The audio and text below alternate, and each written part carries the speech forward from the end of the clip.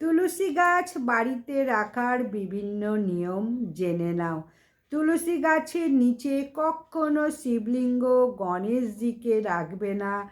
রবিবার, চন্দ্রগ্রহণ, সূর্যগ্রহণ, একাদশীর দিন তুলসীকে জল নিবেদন করবে না। স্নান না করে তুলসী গাছ স্পর্শ করবেন না।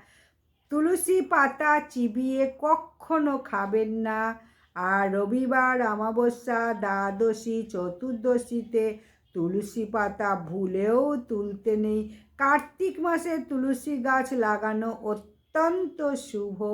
তুলসী গাছের কাছে কখনো কোনো রকম নোংরা আবর্জনা রাখবে না। সর্বশেষ বলবো, তুলসী পাতা শ্রীকৃষ্ণ হরিকে নিবেদন করো চন্দন সহযোগে, তাহলে তুলসী দেবী ভীষণ খুশি হবে।